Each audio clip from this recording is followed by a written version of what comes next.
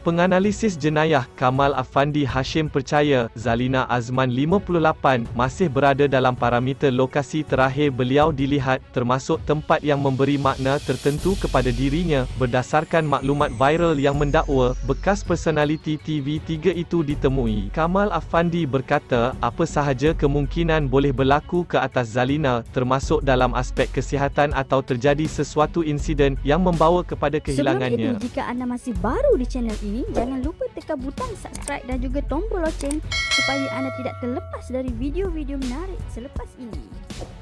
Hendak menembak subjek dilarikan orang lain, kita tidak boleh cakap apa sahaja kemungkinan boleh berlaku, termasuk faktor kesihatan subjek. Kemungkinan subjek ada penyakit tertentu juga sukar dipastikan. Kemungkinan berlaku insiden di mana beliau terhantuk sesuatu objek hingga hilang ingatan atau amnesia, sama ada secara kekal atau sementara. Tetapi, seperti dakwaan yang tular sebelum ini, ciri lain berkemungkinan ditunjukkan subjek seperti rasa takut, seperti los dan berdiri lama di sesuatu lokasi, memikirkan sesuatu, katanya kepada BH Online. Kamal Afandi berkata, berdasarkan dakwaan orang ramai yang tular, Zalina berkemungkinan masih hidup sehingga dibuktikan sebaliknya. Cerita yang tular, termasuk yang memberi bayangan tertentu, dan apa yang dipakai subjek perlu dilihat secara positif, sehingga ada penemuan bertentangan. Cuma hingga sekarang, orang yang dicari belum ditemui, jadi, tak boleh beri macam-macam spekulasi. Disebabkan maklumat yang kabur, itulah puncanya sesetengah kes di mana ramai yang tokok tambah konon wujud cerita mistik seperti diculik bunian, makhluk asing atau UFO di ruang udara. Itu sudah jadi kes lain, katanya. Kamal Afandi berkata, secara umum, laporan kehilangan individu berpunca banyak sebab. Ada yang hilang kerana melarikan diri daripada sesuatu perkara atau tindakan, hilang ingatan, dan cubaan melupakan sesuatu. Ada juga yang hilang kerana menjadi mangsa penjenayah, tidak ketinggalan. Ada yang menghilangkan diri atau dilaporkan kehilangan itu kerana memilih untuk tidak ditemui atau dikesan. Ini atas sebab mungkin tidak mahu menjadi beban orang lain. Ada juga kes hilang yang berpunca subjek mengalami penurunan fungsi pada sel saraf termasuk otak, contohnya nyanyuk atau pelupa. Subjek ini ada kalanya tampak normal macam orang lain, tapi sebenarnya mengalami situasi atau penyakit seumpama itu, katanya. Apa yang saya boleh katakan dari tarikh dia dilaporkan hilang, iaitu sejak November tahun lalu, siri tindakan dilakukan pihak berkuasa amat konsisten dengan protokolnya. Seperti yang kita baca dalam laporan akhbar dan portal, Zalina tidak melakukan pergerakan ke luar negara atau menerima rawatan perubatan di mana-mana hospital. Malah, nombor telefon tidak aktif sejak dilaporkan hilang. Hasil siasatan diperoleh menunjukkan polis melakukan pelbagai usaha untuk mengesan Zalina. Kamal Afandi berkata, kanak-kanak berumur 12 tahun ke bawah diberi perhatian khusus berbanding orang dewasa setiap kali berdepan kes kehilangan orang awam. Menjawab isu dibangkitkan berhubung masa diambil polis untuk menyiasat kehilangan Zalina, Kamal Afandi percaya dan yakin polis Diraja Malaysia PDRM sudah melakukan yang terbaik. Pada akhirnya, nyawa yang hilang itu paling utama. Banyak tapisan dan prosedur yang dilakukan pihak berkuasa dalam menangani kes seumpama ini. Kalau dihebahkan awal tanpa usul periksa atau semakan tepat, ia boleh membahayakan nyawa insan yang hilang itu. Pihak berkuasa tidak boleh bertindak atas desakan atau gesaan orang ramai, sebaliknya, nyawa mangsa yang jadi keutamaan. Saya percaya dan optimis pihak berkuasa sudah melakukan terbaik. Malah, apa yang dilaporkan media berhubung tindakan polis itu hanya sebahagian yang dikongsi secara terbuka. Hakikatnya, berdasarkan pengalaman saya, polis buat lebih daripada itu, katanya.